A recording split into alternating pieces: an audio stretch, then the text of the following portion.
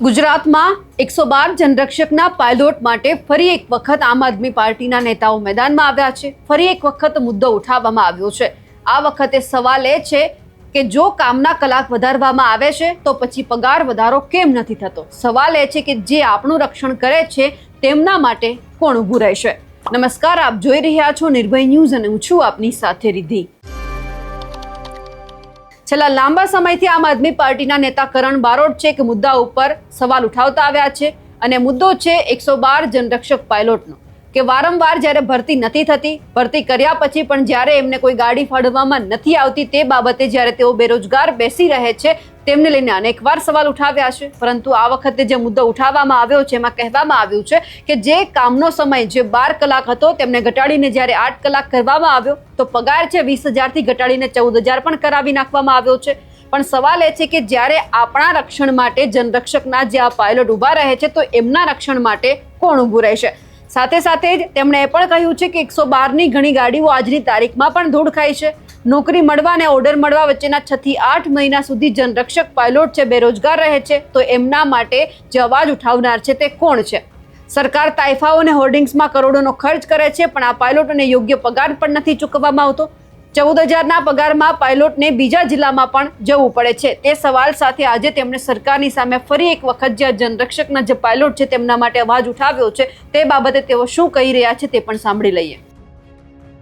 આજની પ્રેસ વાર્તામાં તમામ મીડિયા મિત્રોનું ખૂબ ખૂબ સ્વાગત કરીએ છીએ.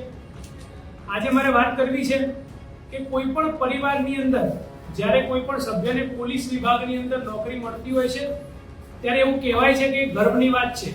એક જવાબદારીપૂર્વક એક પદ ગણાય છે. નોકરીમાં સ્થિરતા મળે છે, નિયમિત પગાર મળે છે, નિયમિત ભથ્થા મળે છે, મેડિકલ સુવિધાઓ મળે છે, સરકારી લાભ મળે છે. અને જ્યારે પણ કોઈ પોલીસ વિભાગની અંદર કામ કરતું હોય તો બધા લોકોનું એવું માનવું હોય છે કે આ નોકરી એ ગુજરાતની જનતાની સાથે સાથે દેશની જનતાની રક્ષા માટે, સુરક્ષા માટે અને એક ગર્વની વાત લેવાય એવી નોકરી કહેવાતી હોય છે. પરંતુ આ જ પોલીસ વિભાગની અંદર એક એવો પણ હિસ્સો છે, એક એવો પણ ભાગ છે જેની મારે આજે વાત કરવી છે. એ કહેવાય છે 112ના જનરક્ષક પાયલોટ. આજે તમામ મીડિયા મિત્રોને તો એની જાણ જ હશે, પરંતુ ગુજરાતના લોકોને મારે આ પ્રેસ વાર્તાના માધ્યમથી કહેવું છે કે આ એ પાયલોટો છે કે સમગ્ર ગુજરાતની અંદર જેટલી પણ પોલીસની ગાડીઓ ચારો તરફ ફરતી હોય છે, જે ગુજરાતની સેવા કરે છે, ગુજરાતની જનતાની રક્ષા કરે છે, સમયસર ત્યાં પહોંચે છે, એમની મદદ કરે છે, એ ગાડી જે ચલાવે છે એ પાયલોટ એ 112 જનરક્ષકનો પાયલોટ કહેવાય છે. અને આજે એ દિવસ રાત 24 કલાક ગુજરાતની જનતાની સેવા કરે છે. પરંતુ આ તમામ લાભો એ પાયલોટોને ભલે ના મળતા હોય, પરંતુ એ પાયલોટોની ફક્ત માંગ એટલી છે કે આજે એમને પોતે જે જીવન નિર્વાહ કરી શકે એટલો પગાર મળી રહે, ટ્રાન્સફર કરે ત્યારે સમયસર એમને ગાડી મળી રહે, આજે જ્યારે એમને નોકરી પર લેવામાં આવે ત્યારે એમને ઓર્ડર સમયસર મળી રહે.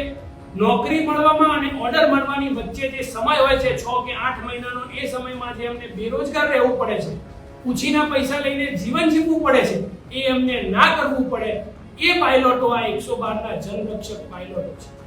આજે 1 વર્ષ પહેલા આજે આવા 1200 થી પણ વધારે પાયલોટો હતા કે જેમને ઓર્ડર આપવામાં વિલંબ થયો હતો, એમને નોકરી આપી દીધી હતી પણ 8 મહિના સુધી એમને ઓર્ડર ના મળ્યો. એ મુદ્દો મેં વારંવાર સરકાર સમક્ષ રજૂ કર્યો અને આજે ફરીથી 112ના જનરક્ષકના અમુક મુદ્દામાં આજે મીડિયાના માધ્યમથી ગુજરાતની જનતા અને સરકાર વચ્ચે મૂકવા છે કે આજે જ્યારે આ લોકોને કોન્ટ્રાક્ટ પર રાખવામાં આવ્યા ત્યારે 12 કલાક નોકરીની વાત હતી અને એમનો પગાર 20,265 નક્કી કરવામાં આવ્યો હતો. આજે હું તમને પૂછવા માંગુ છું, મીડિયા મિત્રોને અને ગુજરાતની જનતાને પૂછવા માંગુ છું કે 20,000 પગારની અંદર મહિનામાં કેવી રીતે જીવી શકાય, પોતાના પરિવારનું ભરણ પોષણ કેવી રીતે કરી શકાય, એનો જવાબ તમે પોતે જ પોતાના મનમાં વિચારો. પરંતુ તેમ છતાં આ લોકો 24 કલાક એટલે કે 12 કલાક કામ કરતા હતા, અમુક વાર 1 કલાક એટલે 24 કલાકનો આખો દિવસ કાં તો શિફ્ટમાં કામ કરતા હતા. સદંતર ગુજરાતની જનતા માટે એ લોકો કામ કરી રહ્યા. પરંતુ ક્યાંક ને ક્યાંક 12 કલાકની જગ્યાએ એમનો સમય ઘટાડીને 8 કલાક કરવામાં આવ્યો. એમાં પણ વાંધો નથી, સરકારનો નિર્ણય છે. પરંતુ 12 કલાકની જગ્યાએ 8 કલાક કરવામાં આવ્યો, પરંતુ સાથે સાથે એમનો પગાર 20,000માંથી ઘટાડીને 14,000ની આસપાસ કરી દેવામાં. જે લોકો 20,000માં જીવી નથી શકતા એ લોકો 14,000 ની અંદર કેવી રીતે જીવતા હશે, સૌથી મોટો પ્રશ્ન છે. આજે પોલીસ વિભાગ માટે સૌ લોકોને ગર્વ છે, સૌ લોકોને માન સન્માન છે, પરંતુ પોલીસ વિભાગની અંદર રહેલો આ એક ભાગ કે જે ગુજરાતની જનતાનો જનરક્ષક બનીને સેવા કરે છે, એમનું સન્માન બનીને દિવસ રાત કામ કરે છે, દોડે છે, પરંતુ એ જનરક્ષકની રક્ષા કરવા માટે આજે કોણ ઊભું છે એ સૌથી મોટો પ્રશ્ન છે. આજે જ્યારે જૂન મહિનામાં 8 કલાકના ધોરણે એમને પગાર આપવાનો હતો, એની બદલે આજે જૂન મહિનાનો પગાર જે એમના ખાતામાં પડ્યો એ પૂરેપૂરો પગાર પડ્યો, જેની જાણ પાયલોટોને હતી નહીં. અને જુલાઈ મહિનાનો પગાર જે ઓગસ્ટમાં મળ્યો એ જૂન મહિનાના પગારની અંદર જે વધારો આપવામાં આવ્યો હતો એમાંથી કાપી દેવામાં આવ્યો, એની જાણ પણ પાયલોટોને નથી. એટલે આજે આ પાયલોટો આર્થિક સંકટમાં ક્યાંક ને ક્યાંક મુકાયેલા છે. આ એ જ પાયલોટો છે કે જેને 112 ના જનરક્ષક પાયલોટ કહેવાય છે. પોતે ગુજરાતની જનતાની રક્ષા કરે છે, પણ પોતાનું આર્થિક સંકટમાંથી બહાર નીકળવા માટે એમની રક્ષા કોણ કરશે એ સૌથી મોટો પ્રશ્ન છે.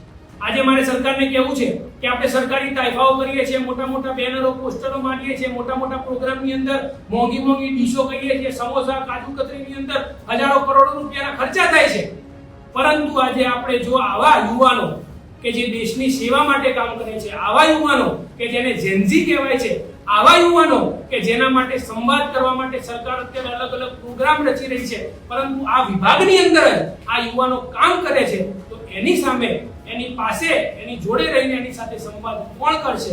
આ યુવાનોના જે તકલીફમાંથી એમને બહાર કોણ લાવશે એ સૌથી મોટો પ્રશ્ન છે.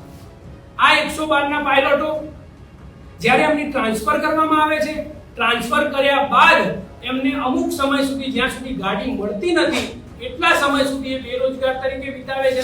એના લીધે જે આર્થિક સંકટ ઊભું થાય છે એમાં પણ એ લોકોને કોઈ પણ યોગ્ય જવાબ મળતો નથી. આજની તારીખે પણ ઘણી ગાડીઓ ધૂળ ખાય છે 112 ની. આજની તારીખે પણ જે લોકોને નોકરી પર રાખવામાં આવ્યા છે એમની 12,000 રૂપિયા લઈને ટ્રેનિંગ પૂરી કરી દેવામાં આવી છે, અને આજની તારીખે એ લોકોને પણ હજી સુધી ઓર્ડર આપવામાં આવ્યા નથી. ક્યાંક ને ક્યાંક HR વિભાગમાં મળવા જાય છે, ત્યાં ફોન કરે છે, તો એવું કહેવામાં આવે છે કે ભાઈ આગળ કોઈ પ્રોગ્રામ થવાનો છે, મતલબ કે કોઈ મોટા નેતા આવવાના છે, એ આવશે ત્યારે લિમિટ ગાડી આપશે, ત્યારે ગાડીઓ છૂટી થશે અને તમને ઓર્ડર મળશે. એટલે મારે સરકારને કહેવું છે કે આ એ પાયલોટો છે કે અત્યારે 14,000 રૂપિયાની અંદર પોતે અમદાવાદ રહેતા હોય તો કોઈ પંચમહાલમાં નોકરી કરતો હોય, પંચમહાલમાં રહેતો હોય એને મહેસાણા નોકરી કરવા મોકલ્યો હોય, બનાસકાંઠાનો હોય એને સુરત મોકલ્યો હોય, 14,000 ની અંદર તમે આખો જિલ્લો ચેન્જ કરી નાખો, એ 14,000 ની અંદર પોતાના પરિવારની સાથે કેવી રીતે જીવન નિર્વાહ કરતો હશે એ બહુ મોટો પ્રશ્ન છે. મારે સરકાર સમક્ષ ફક્ત ને ફક્ત એટલું કહેવું છે કે આ 112 ના જનરક્ષકના એ પાયલોટો છે કે જે પોલીસ વિભાગની અંદર પાયાના પથ્થર બનીને કામ કરે છે, ગુજરાતની જનતાનું રક્ષણ કરવાનું કામ કરે છે, પરંતુ આજે એ જ જનરક્ષકની રક્ષા અને સન્માન કોણ કરશે બહુ મોટો પ્રશ્ન છે. આજે આ 112 ના પાયલોટોને કોઈ ઉપકાર નથી જોઈતો, એમને ન્યાય જોઈએ છે. આ 112 ના પાયલોટોને એમનો હક અને અધિકાર જોઈએ છે. આજે આમ આદમી પાર્ટી વતી આજે હું કહેવા માંગુ છું કે 112 ના પાયલોટો માટે સદંતર મેં અવાજ ઉપાડ્યો છે, અને આજે પણ સરકાર સમક્ષ વિનંતી કરું છું કે એમનું પગારની અંદર જે પણ એમને તકલીફ પડે છે, જેવી રીતે સરકાર યુવા સંવાદ કરે છે, જેનઝી સંવાદ કરે છે, એવી રીતે આ સરકાર 112 ના જનરક્ષક પાયલોટોનો પણ એક સંવાદ કરે.